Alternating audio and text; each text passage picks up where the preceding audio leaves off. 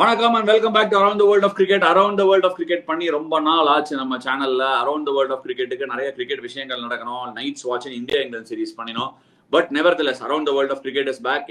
ஏகப்பட்ட இது வந்து கிரிக்கெட் விளையாடுற சீசன் இல்ல, கிரிக்கெட் பேசுற சீசன். கட்டார் முடார்னு இந்த பக்கம் ஒரு பேச்சு, நான் அவனை எடுத்துக்கிறேன், நீ இவனை வாங்கிக்கோ அப்படின்னு போற சீசன். பட் இருந்தாலும் அதுக்குள்ளெல்லாம் போறதுக்கு முன்னாடி பீடா நீ உன் சேனல்லையும் கூவின்னு இருக்க, 2-3 பேர் அவங்க சேனல்ல கூவுறாங்க. கூவுறதுலாம் கேட்கும்போது கொஞ்சம் சிரிப்பா இருக்கு. ஆக்சுவலி நான் கேட்கல, நிறைய பேர் என்கிட்ட சொல்றாங்க இப்படி எல்லாம் சொல்றாங்க அப்படின்னு சொல்லிட்டு. உங்களுக்கு நீங்க என்ன நினைக்கிறீங்க?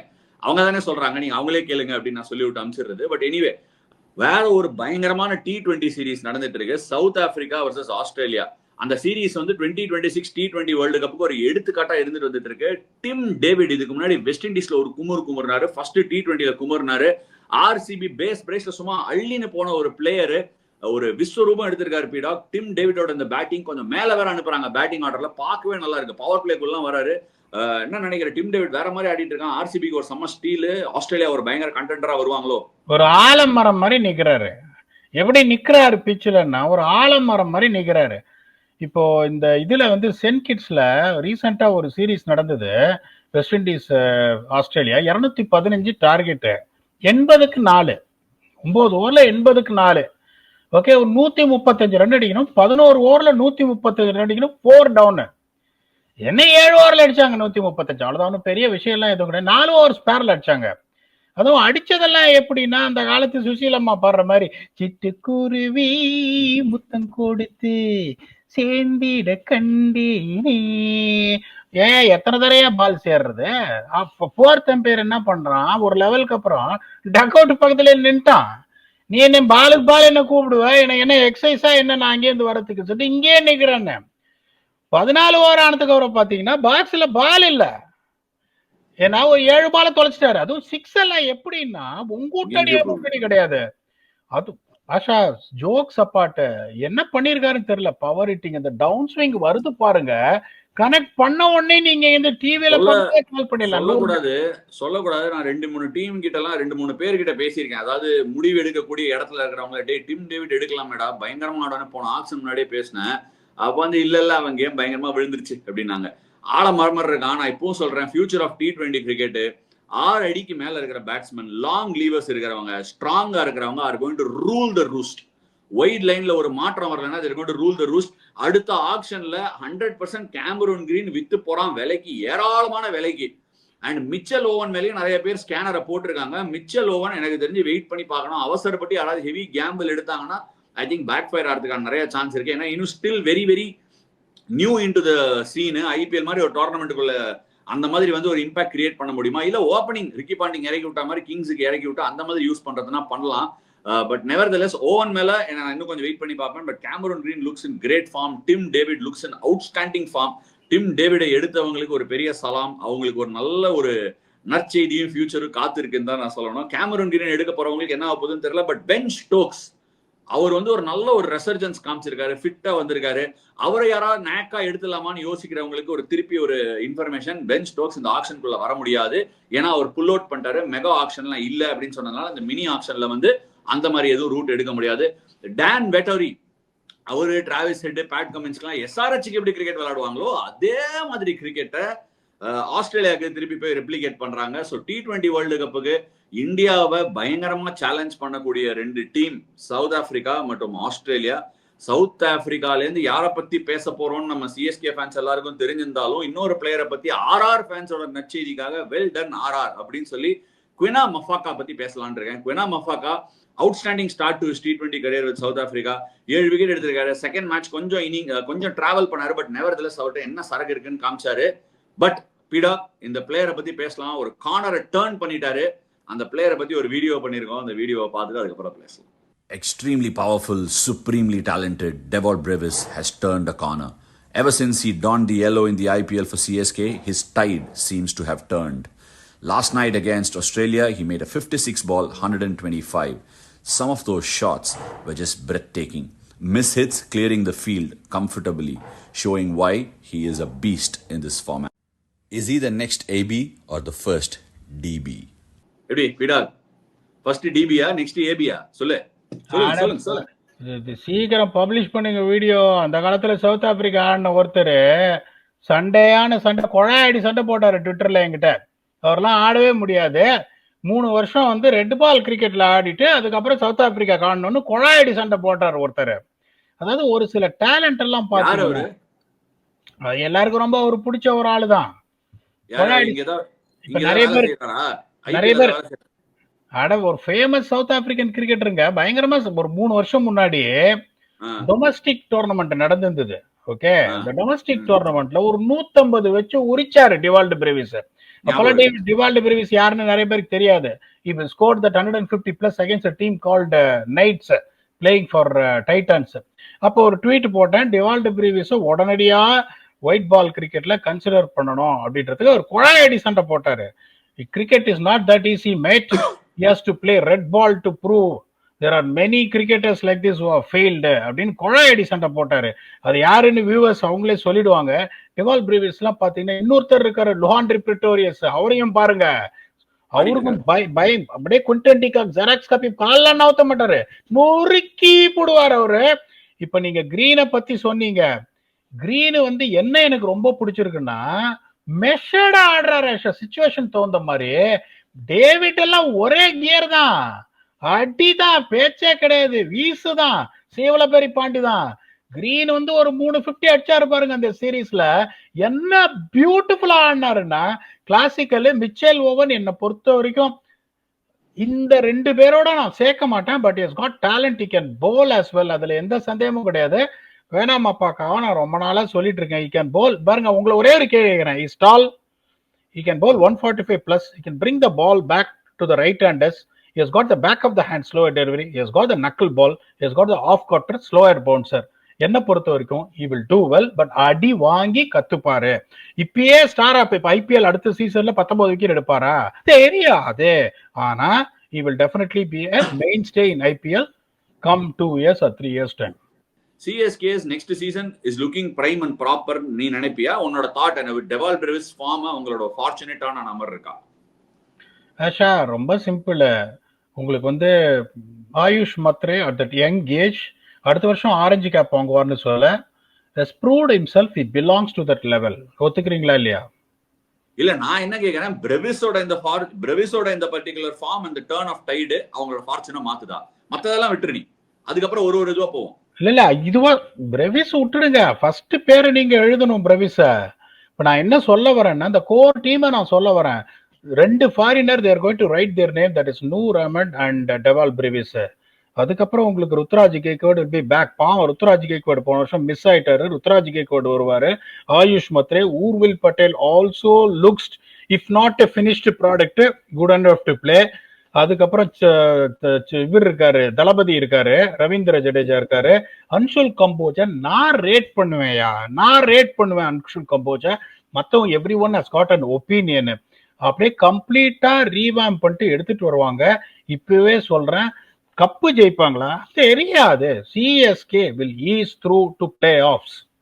நெக்ஸ்ட் சீசன் இப்பவே சொல்றேன், 30 கோடியோட உள்ள போறாங்க. ஏகப்பட்ட ட்ரேட் டாக்ஸ் இருக்கு, ட்ரேட் நடக்குமா இல்லையான்னு தெரியல. நீ வேற ஏதோ சொல்லிட்டே இருக்க உன் சேனல்ல அப்படிங்கிறாரு. என்ன சஞ்சு சாம்சன் ட்ரேடா இல்ல ஆக்ஷனா? எங்க எடுக்க போறீங்க? ஆஷா நான் ஒரே ஒரு கேள்வி உங்களை கேட்கறேன், ட்ரேடா ஆக்ஷனான்றது நீங்க பதில் சொல்லுங்க.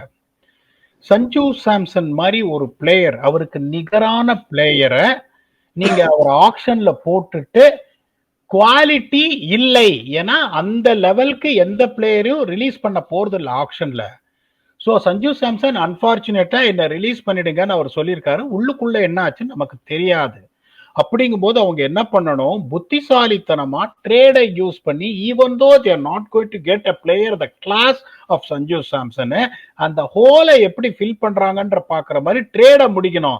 சஞ்சு சாம்சனை ஆக்ஷன்ல ராஜஸ்தான் ராயல்ஸ் விட்டாங்கன்னா அடுத்த வருஷம் ராமையா எட்டுக்குள்ள மனசு இருக்குறா ஐயா அப்படின்னு இந்த வருஷம் ப்ரிவியூல சொன்ன மாதிரியும் அடுத்த வருஷமும் 8வது பிளேஸ் தான் வருவாங்க. ஏன்னா சஞ்சு சாம்சனை நிகரா நீங்க ஒரு பிளேயரை ஆக்ஷன்ல, செகண்ட் ஆக்ஷன்ல இந்தியன் பிளேயர் எடுக்க முடியாது. எப்படி நீங்க யோசிக்கணும்னா, எந்த டீம் கிட்ட 2 பிளேயர் எடுக்க பார்க்கணும், ஒரு ஸ்பின்னரை புடுங்க பார்க்கணும், ஒரு டீசென்டான இந்தியன் பேட்ஸ்மேனை புடுங்க பார்க்கணும். அதை ராஜஸ்தான் ராயல்ஸ் புடுங்கிட்டாங்கன்னா they will also be a force. ஏன்னா அவங்களுக்கு ஓப்பனிங் பார்ட்னர்ஷிப் வந்து இப்ப சீல்டு, ஜெய்ஸ்வாலும் வைபவ் சூரியவன்ஷியும். அவங்களுக்கு ஒன்றும் ப்ராப்ளம் இல்லை. அதே மாதிரி ரியான் பராகும் நல்லா ஆடுறாரு. நிதிஷ் ராணாவை நான் ரேட் பண்ணுவேன். ஸோ இப்போ நான் சொல்ற மாதிரி ஒரு இந்தியன் ஸ்பின்னரு, அதுக்கப்புறம் ஒரு சுமாரான ஒரு நம்பர் 6 நம்பர் 7 ஆடுற ஒரு இந்தியன் பேட்ஸ்மேன் செட் பிளேயிங் 11 எடுத்துட்டாங்கன்னா பர்ஸ் வீங்கிரும். ஃபாரின் பிளேயர்ஸை எடுத்தாங்கன்னா ஆக்ஷன்ல they will be a force next year. ஆக்ஷன்ல விட்டாங்க ராஜஸ்தான் ராயல்ஸ் காலி.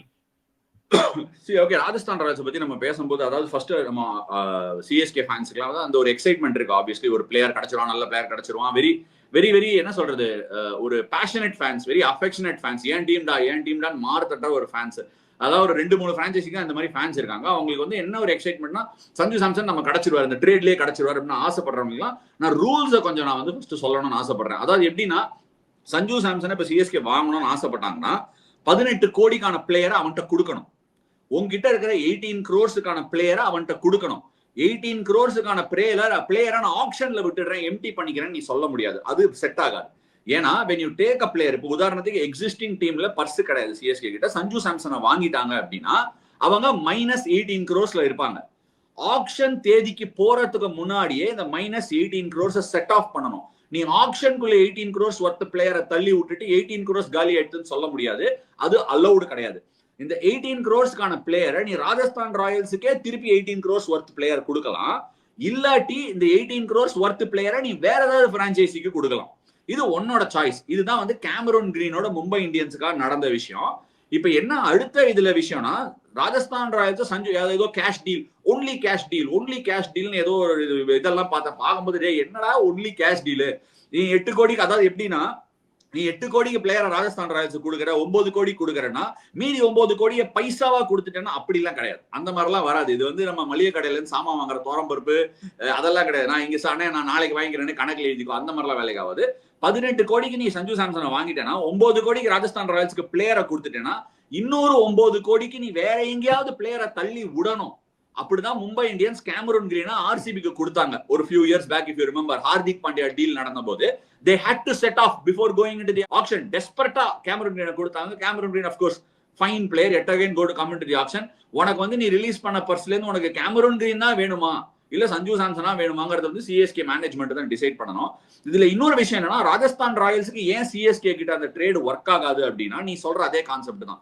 சஞ்சு சாம்சனை இங்க ட்ரேட்ல கொடுத்துட்டு பிளேயரே இல்லாம பிம்பிள்கி பிலாபின்னு நீ போனேன்னா மத்தவன் யாரும் உனக்கு பிளேயர் கொடுக்க மாட்டான். உதாரணத்துக்கு இப்ப அவங்களுக்கு ஒரு ஸ்பின்னர் வேணும், ரவி பிஷ்னாயை நோக்கி எல்எஸ்ஜிக்கு போறாங்க அப்படின்னா, எல்எஸ்ஜி வந்து சஞ்சு சாம்சனை வாங்கிட்டு ரவி பிஷ்னாயை கொடுத்துட்டான் அப்படின்னா எல்எஸ்ஜியோட கடமை ஆயிடுது மீதி பர்ஸுக்கு பிளேயரை தள்ளி விடுறதுக்கு. அவங்ககிட்ட பிளேயர் ஆப்ஷன்ல கொடுறதுக்கு நிறைய பிளேயர் இருக்கு பர்ஸை கிரியேட் பண்ணிக்கிறதுக்கு.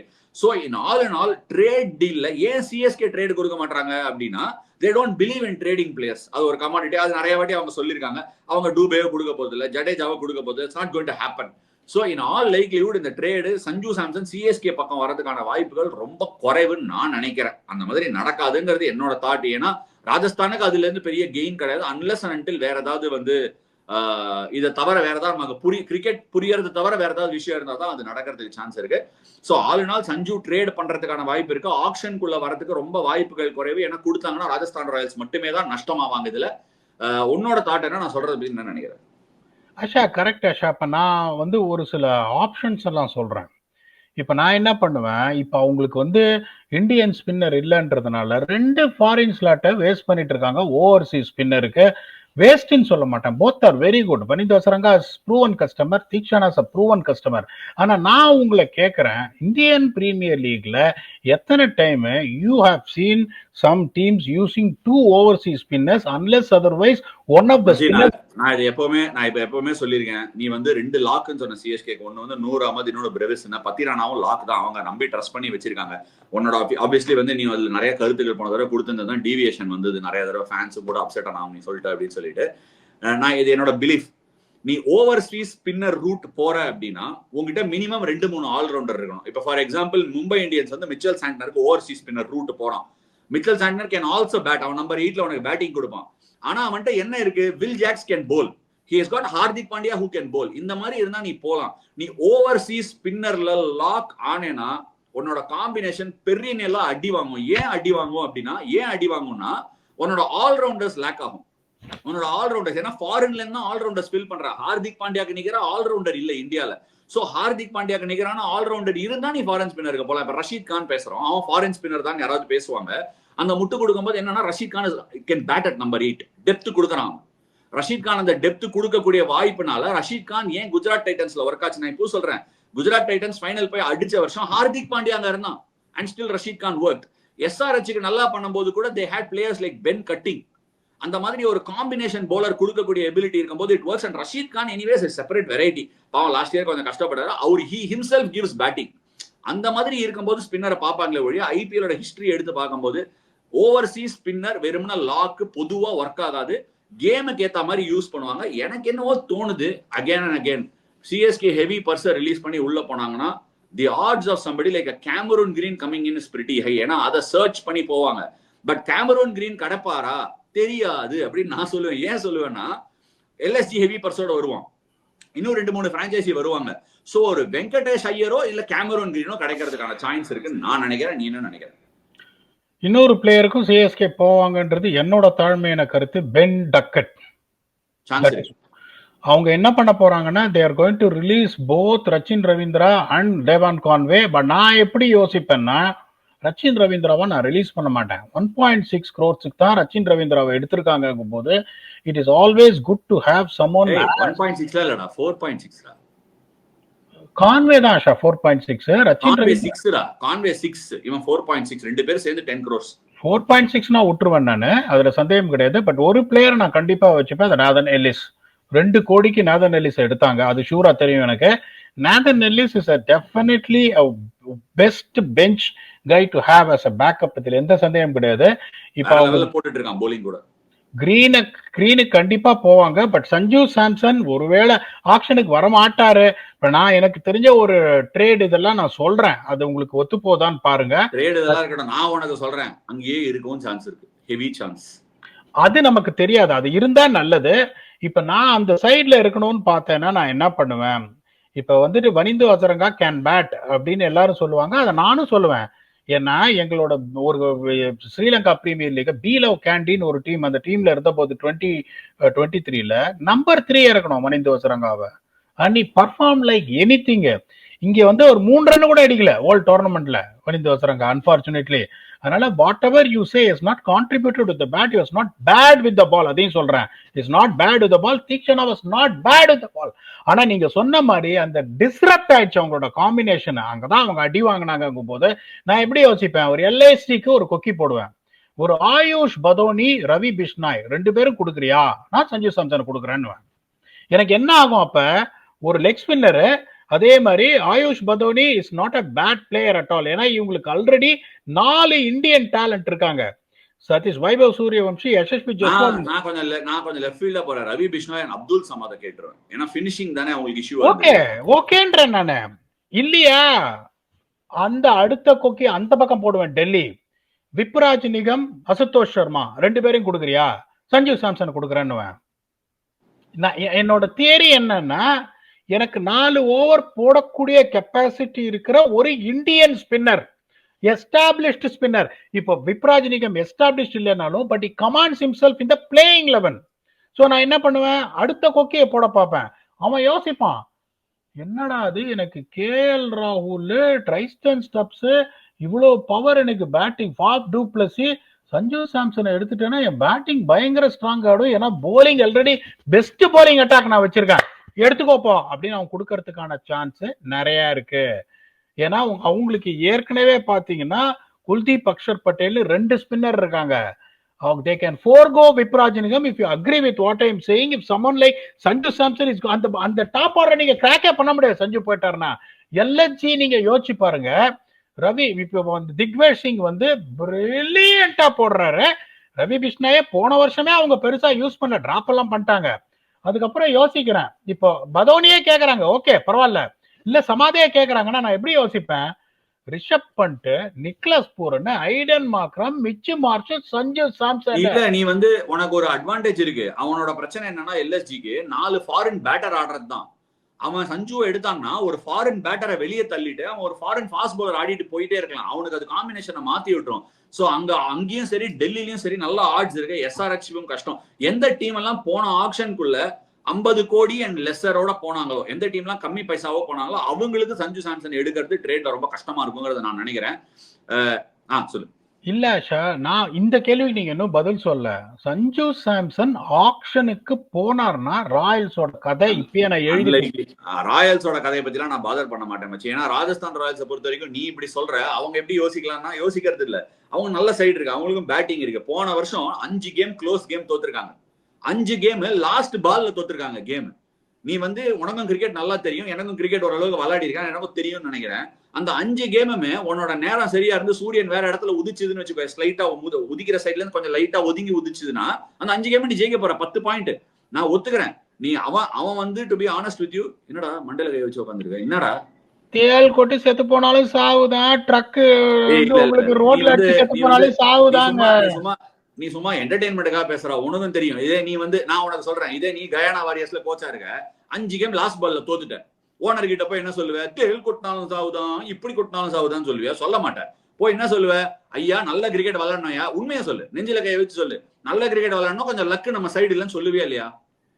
சொல்லலான்னு பாப்பேன், இமெயில் வந்துடும் தேங்க்ஸ் ஃபார் யுவர் சர்வீஸ்ன்னு. நீங்க வேற ஒண்ணு தெரிஞ்சுக்கணும் ஆஷா, நீ no one wants to buy your story on how you finished second on anything. நீ ஒரு ரன்ல தோத்தாலும் 1 ரன்ல தோத்தாலும் முடியும் போது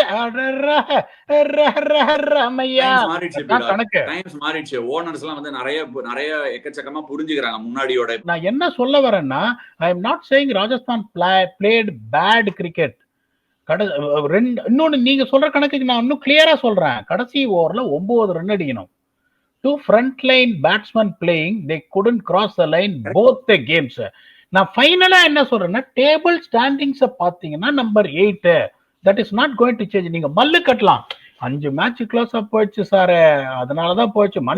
நான் உனக்கு மல்லு கட்டுறேன்டா. சிஎஸ்கே ஒரு ஸ்டாண்டிங் எக்ஸாம்பிள், கடைசியா ஃபினிஷ் பண்ணி அடுத்த வருஷம் டைட்டில் அடிச்சாங்க, கடைசி 2ல ஃபினிஷ் பண்ணி.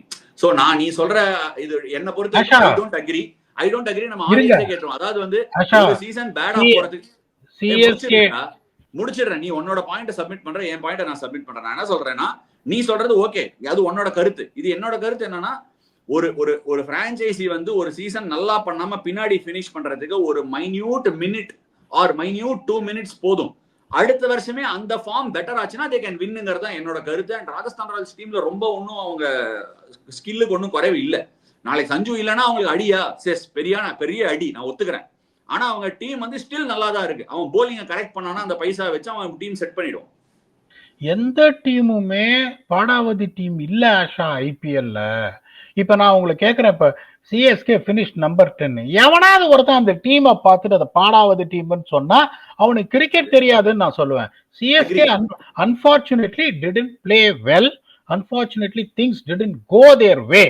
That doesn't mean what they assembled on paper is laughable. என்ன பொறுத்த வரைக்கும் அதே மாதிரி எந்த டீமுமே, Rajasthan Royals is not laughable. இப்ப நான் என்ன சொல்றேன்னா உங்களுக்கு, that is finally it all boils down to result.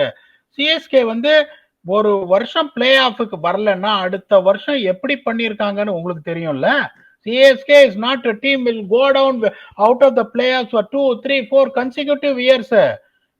Most number of appearances in IPL playoffs யாரு? சிஎஸ்கே. இப்போ மும்பையும் பாத்தீங்கன்னா கொஞ்சம் ஸ்லோவா ஸ்டார்ட் பண்ணாங்க டோர்னமெண்ட் ஜெயிக்க ஆரம்பிக்கிறதுக்கு. அதுக்கப்புறம் அந்த ஷார்ட் ஸ்பேன் ஆஃப் டைம் எப்படி ஜெயிச்சாங்க பாருங்க.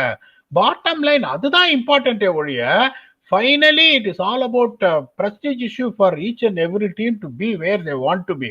இப்ப சன்ரைசர்ஸ் பிரில்லியண்டா பண்ணாங்க லாஸ்ட் இயர், இந்த வருஷம் சரியா பண்ணல. ஸோ அவங்க டீம் வீக்கா பேப்பர்ல. நான் பிளே ஆஃபுக்கு போகும்னு சொல்லி போகாம இருந்த ஒரே டீம் சன்ரைசர்ஸ் தான். They are a super duper team on paper. ஆனா நமக்கு எதுவுமே ஒர்க் ஆகல அவங்களுக்கு. They will do well this year. நான் என்ன சொல்றேன்னா, இப்ப நீங்க சொல்றீங்க பாருங்க, க்ளோஸா போய் தோத்தோன்னு. No one wants to buy that theory-ன்ற. நீ தோத்துட்ட, அததான் நான் சொல்ல வரேனே ஒழிய, இப்ப finally people are judged by results, particularly the coaches, management எல்லாருமே. இப்ப நான் உங்களுக்கு கேட்கிறேன் Asha, Rajasthan would have won 4 games. 4 match துண்டா ஜெயிக்க வேண்டியது, பாவம் தோத்தாங்க. இப்ப அடுத்த வருஷமும் things don't go their way. 4 match திருப்பியும் வந்துட்டு இந்த மாதிரி க்ளோசஸ்ட் மார்ஜின்ல தோத்து 8வது பிளேஸ் வராங்கன்னா do you think anyone will talk about பாவைய க்ளோஸா போய் தோத்தாங்க? anyone talking about இல்ல. ராஜஸ்தான் ராயல்ஸ் ஒரு விஷயம் டெமான்ஸ்ட்ரேட் பண்ணிருக்காங்க. அவங்க 15 வருஷமா ஆடி இருக்காங்க கிரிக்கெட். அந்த 15 வருஷமும் அவங்க ஸ்டாஃபை மாத்தல. அதே சுபின் பருச்சா தான், அதே அனலிஸ்ட் தான், அதே ஆளுங்க தான். அவங்க ஸ்டெபிலிட்டி ஹோல்ட் பண்ணிருக்காங்க. நான் ஏன் உனக்கு சொல்றேன், கோச்சஸோட ரோல் வந்து 2 விஷயம். கோச்சஸும் மேனேஜ்மெண்ட்டும் நல்ல பியூட்டிஃபுல் பிராக்டிஸை ஸ்ட்ரக்சர் பண்ணி நல்ல ஹை பர்ஃபார்மிங் என்வரான்மெண்ட்டை வைக்கிறது, நம்பர்ஸை கரெக்டா பார்த்துட்டு கரெக்டா அனலைஸ் பண்ணிட்டு கரெக்டான காம்பினேஷன்ஸை விளையாடுறது, ஆப்ஷன்ல எனக்கு என்னெல்லாம் வேணுங்கிறத தேடி பிடிச்சி ஸ்கவுட் பண்ணி எடுக்கிறது. இந்த 3 வேலையை பண்ணிட்டா அதுக்கப்புறம் பிளேயர்ஸ் பர்ஃபார்ம் பண்றது தான் கிரவுண்ட்ல அவங்க வேலை தான். ஆஸ் அ கோச்சோ ஒரு மேனேஜ்மெண்டோ உங்க கையில எதுவுமே கிடையாது. இதை 3 பண்றாங்களா? ஏன்னா இது 3மே மக்களோட கண்ணுல தெரியிற விஷயம் கிடையாது. இதை 3 பண்றாங்கன்னு தெரிஞ்சா, இப்ப நானே ஒரு ஓனரா இருந்தா இதை 3 என்னோட ஸ்டாஃப் பண்றாங்கன்னு எனக்கு தெரிஞ்சதுன்னா ஐ வில் பேக் தம். பரவாயில்ல மச்சி, ரிசல்ட் வரல. ஏன்னா ரிசல்ட்டை ஃபீல்டுல கொண்டு வர வேண்டியது பிளேயர்ஸோட கடமை. பர்ஃபெக்டா சொன்னீங்க. அத வந்து owner should understand that thin line. இவனுக்கு சரக்கு இருக்கா? நீங்க சொன்ன இந்த 3 ஃபேக்டரி அவன் டிக் பண்றானா? ஏன்னா கையை பிடிச்சு கூட்டுன்னு போயிட்டு இந்த சின்ன வயசுல என் பையனுக்கெல்லாம் நான் பேட் இப்படி பிடிச்சி வச்சு இப்படி அடிப்பேன், அதை நீங்க பண்ண முடியாது கடைசி ஓவர்ல 9 ரன் இருக்கும்போது. Okay, and no coach can be blamed if you are losing out and matches like that. நீங்க சொல்ற மாதிரி கரெக்டான டீம் அசம்பிள் பண்ணி என்வாயன்மெண்ட்டை பியூட்டிஃபுல்லா வச்சுட்டு கிரிக்கெட் சொல்லி கொடுக்குற சரக்கு இருக்கா? எத்தனை வருஷம் தோத்தாலும் அவனை நீ வச்சுக்கோ. அந்த இதைத்தான் நான் ஓனரா தான் எடுப்பேன். நிறைய பேருக்கு அதை பார்க்க தெரியாது மச்சி, நிறைய பேர் பார்க்க தெரியாது. I hope they start seeing that. அதைத்தான் நான் சொல்றேன். அந்த மாதிரி இருந்ததுன்னா நிறைய பேருக்கு வேலையே போகாது. பட் அன்பார்ச்சுனேட்லி இந்த குரூயல்ட்டியை நான் சொல்றேன் ஷா. குரூயல்ட்டி என்னன்னா ரிசல்ட்ஸ். நீங்க ஒரு பாடாவதி கோச்சா இருக்கலாம், உனக்கு கிரிக்கெட்டுக்கு ஸ்பெல்லிங் கூட CRIKETன்னு போடுற ஆளுங்கெல்லாம் இருக்காங்க. ஆனா அந்த டீம் ஜெயிச்சதுன்னு வச்சுக்கோங்களேன், அதுதான் வந்து important. Most of the times people are judged by the results. ஒரு சில கோச்செல்லாம் எக்ஸ்ட்ரானரி கோச்செல்லாம் நான் பார்த்திருக்கேன், பாவம் ரிசல்ட்டே வராம எங்கேயுமே இல்லாம இருக்காங்க இப்பெல்லாம். பட் அதுதான் வந்துட்டு the people at the higher level understand what you are saying. Those 3 things அவங்க டிக் பண்றாங்களா? நீ எத்தனை வருஷம் தோத்தாலும் எனக்கு கவலை இல்லை, ஒரு வருஷம் நீ ஜெயிப்படா ராசா, நடத்துறா டீமை. ஆனா அப்படி யாரும் சொல்றது இல்ல ஆஷா. சரி, யாரும் சொல்றாங்களா இல்லையாங்கிறது கூடிய சீக்கிரம் கூடிய விரைவில் அந்த மாதிரி மாற்றங்கள் அந்த மாதிரி ஸ்ட்ரக்சர் வரும்னு நான் ஹோப் பண்றேன். பட் இனிமே நிறைய கருத்துக்கள் டிஸ்கஸ் பண்ணிக்கோ. சஞ்சு சாம்சன் எங்க ஆக்ஷனுக்குள்ள வர போறாரா, ட்ரேட் ஆக போறாரா? இவ்வளவு விஷயம் நான் சொன்னதுக்கு அப்புறம் ட்ரேடா எங்க போறாரு, எங்கெல்லாம் போறதுக்கான வாய்ப்புகள் இருக்கு, எந்தெந்த டீமுக்கு எப்படி இருக்கு, ராஜஸ்தான் எப்படி அசம்பிள் ஆகலாம், CSK எப்படி அசம்பிள் ஆகலாம், எந்தெந்த டீம் எப்படி இருக்கு, டிம் டேவிட் கலக்கிட்டு இருக்காரு, அதை பாத்தீங்களா? அதை காமெண்ட் செக்ஷன்ல விடுங்க. டெவால் பிரேவிஸை பத்தி என்ன நினைக்கிறீங்க? அவுட்ஸ்டாண்டிங்கா அவரோட டைட் டர்ன் ஆயிருக்கு, அதை பத்தி ஒரு சின்ன வீடியோ பண்ணியிருந்தேன் என்னோட ஓன் வாய்ஸ்ல ட்ரிபியூட். இதெல்லாம் பத்தி நீங்க என்ன நினைக்கிறீங்க அப்படிங்கறத காமெண்ட் செக்ஷன்ல விடுங்க. கமெண்ட்ஸ் படிக்கிறோம். அடுத்த எபிசோட்ல சந்திப்போம். Thank you so much for joining us on this episode of Around the World of Cricket.